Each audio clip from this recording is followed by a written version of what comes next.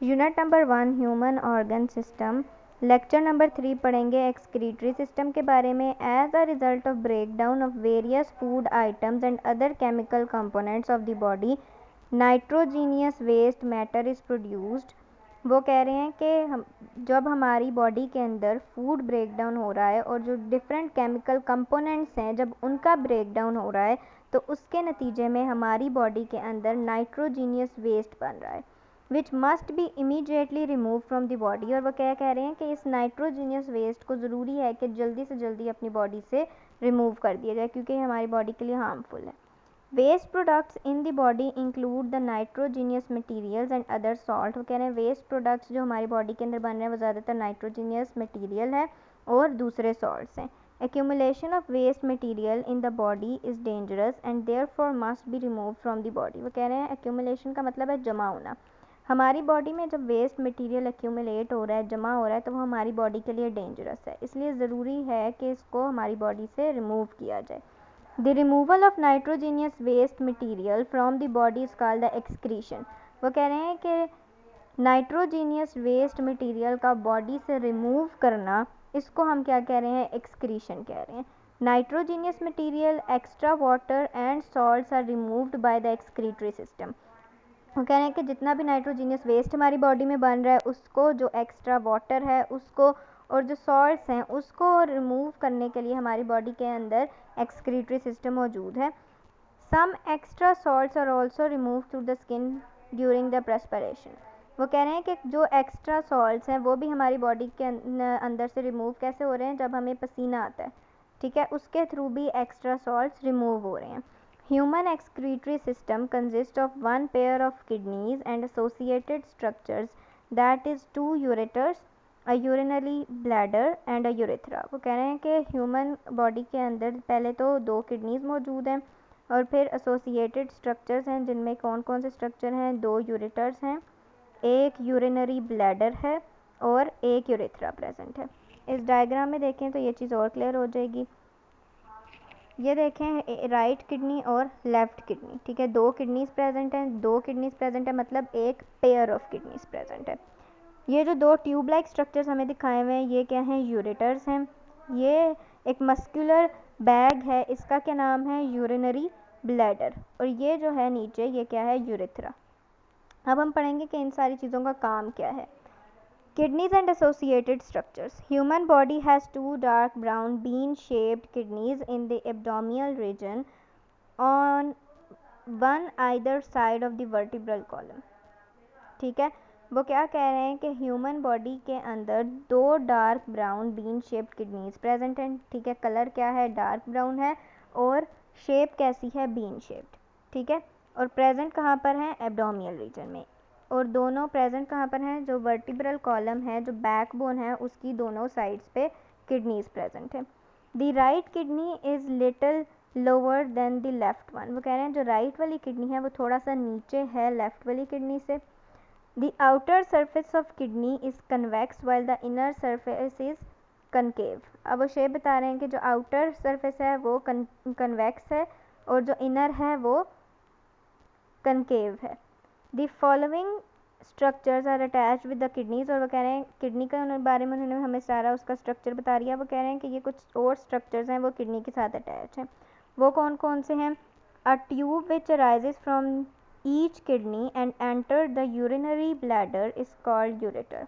वो क्या कह रहे हैं कि दो जो किडनीज हैं दोनों से एक ट्यूब लाइक स्ट्रक्चर निकल रहा है और वो कहाँ पर जा रहा है, यूरिनरी ब्लैडर तक। इसको हम क्या कहते हैं, यूरेटर्स। ये जो ट्यूब लाइक स्ट्रक्चर्स मैंने पहले भी दिखाए थे। अब यूरेटर्स का काम क्या है, it transport the urine from the kidneys to the urinary bladder. काम क्या करते हैं कि यूरिन जो कि हमारी किडनीज के अंदर बन रहा है उसको किडनी से लाते हैं और यूरिनरी ब्लैडर में स्टोर कर देते हैं। Urinary bladder is a muscular sac which collects the urine from both ureters. Urinary bladder का ये काम है कि वो जो यूरिन है उसको दोनों यूरेटर से कलेक्ट करते हैं और स्टोर करते हैं। A fine tube through which the urine is released from the urinary bladder to the outside is called the urethra। और यूरेथ्रा का क्या काम है, यूरेथ्रा ने उस जो यूरिन है उसको हमारी बॉडी से रिमूव करना है। अब पढ़ेंगे इंटरनल स्ट्रक्चर ऑफ किडनी के बारे में। Internally, each kidney is divided into 3 regions: renal cortex, renal medulla and renal pelvis।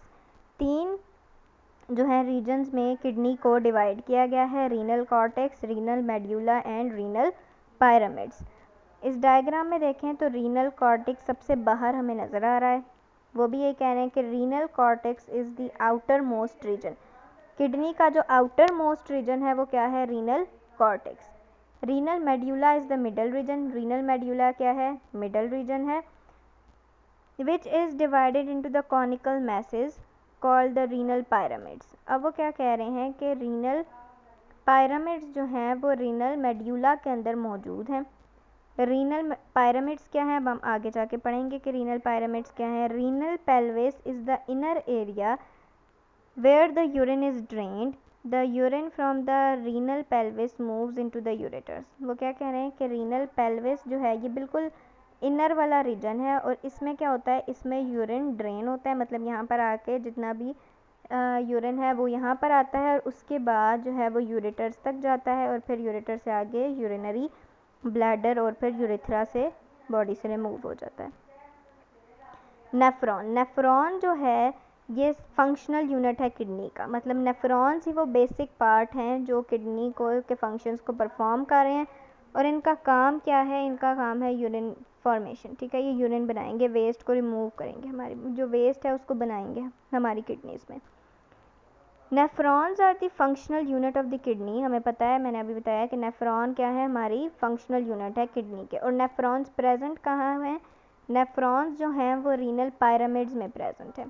अभी थोड़ी देर पहले मैंने बताया था कि रीनल मेड्यूला में रीनल पायरामिड्स हैं। अब अगर हम रीनल मेड्यूला को देखें तो ये जो उन्होंने रीनल मेड्यूला मार्क किया हुआ है इसकी शेप कैसी है? पायरामिड जैसी। ठीक है, तो इसको हम क्या कहते हैं? Renal pyramid. इस रीनल मेड्यूला वाले रीजन में बहुत सारे पायरामिड्स प्रेजेंट हैं, इनको हम क्या कहते हैं? Renal pyramids. और इन रीनल पायरामिड्स के अंदर नेफ्रॉन्स प्रेजेंट है और ये नेफ्रॉन्स जो हैं बेसिक या फंक्शनल यूनिट हैं किडनी का। They are the tubules where the urine is formed. ठीक है, ये वो ट्यूब्यूल्स हैं, ट्यूब लाइक स्ट्रक्चर्स हैं जहाँ पर क्या होता है? यूरिन बनता है। There is over 1 million nephron in each kidney. वो कह रहे हैं कि तकरीबन 1 मिलियन से ज़्यादा नेफ्रॉन प्रेजेंट हैं किडनी के अंदर। Each nephron has 2 parts, renal corpuscle and renal tubule.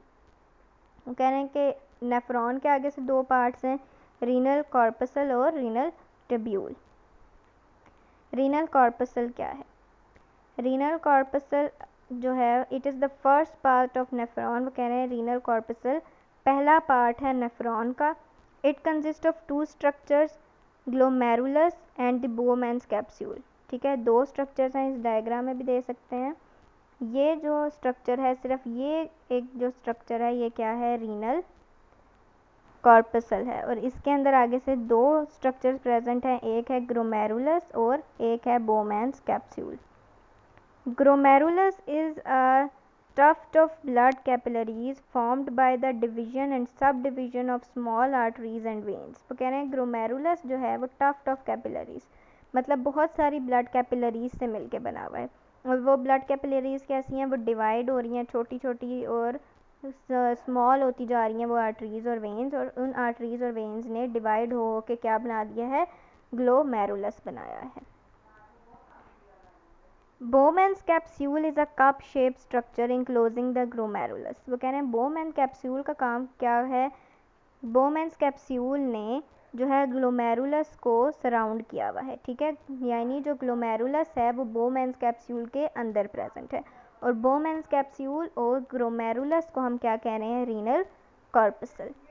अगला है renal tubule. This part of nephron start after the Bowman's capsule. वो कह रहे हैं कि जो रीनल ट्यूब्यूल है वो Bowman's कैप्सूल के बाद स्टार्ट हो रही है। अब इसके अंदर आगे से 3 पार्ट्स हैं। ठीक है, पहला है प्रॉक्सिमल ट्यूब्यूल, इसमें हमें शो हुआ है ये क्या है? प्रॉक्सिमल ट्यूब्यूल है। फिर ये जो यू शेप नीचे हमें स्ट्रक्चर शो हो रहा है ये क्या है? Loop of Henle. उसके बाद दोबारा से एक कॉइल्ड जो है स्ट्रक्चर है, इसको हम क्या कहेंगे? Distal tubule. ये जो 3 पार्ट्स हैं ये किसके अंदर हैं? रीनल ट्यूब्यूल में। This part of nephron start after the Bowman's capsule. The first coiled part of renal tubule is called the proximal tubule. ये coiled part है, coil हुई फॉर्म में, इसको हम क्या कह रहे हैं, proximal tubule, और ये क्या है, फर्स्ट पार्ट है renal tubule का. The next part is U-shaped and is called the loop of Henle. U-shaped ये स्ट्रक्चर है और इसको हम क्या कह रहे हैं, loop of Henle. The last part of renal tubule is again coiled and is called the distal tubule. और अगला जो पार्ट है वो दोबारा से coiled है और उसको हम क्या कह रहे हैं, distal tubule. The distal tubule of many nephron open in a collecting duct. और ये जो distal tubule है ये दोबारा कहाँ पर जाके ओपन हो रहे हैं, कहाँ पर ड्रेन हो रहे हैं, कलेक्टिंग डक्ट में ड्रेन हो रहे हैं. Many collecting ducts join and drain into the renal pelvis. Distal tubule जो हैं वो कहाँ पर जाएंगे, जो है ड्रेन हो रहे होते हैं इस कलेक्टिंग डक्ट में, और बहुत सारी कलेक्टिंग डक्ट्स जो हैं वो कहाँ पर आके ड्रेन हो रही हैं, रीनल पेल्विस में. रीनल पेल्विस के बारे में हमने क्या पढ़ा है कि रीनल पेल्विस इनर एरिया है और यहाँ पर आकर जो सारा यूरिन प्रोड्यूस हुआ है वो ड्रेन होता है और उसके बाद वो यूरिन कहाँ पर एंटर हो जाता है, यूरेटर्स में.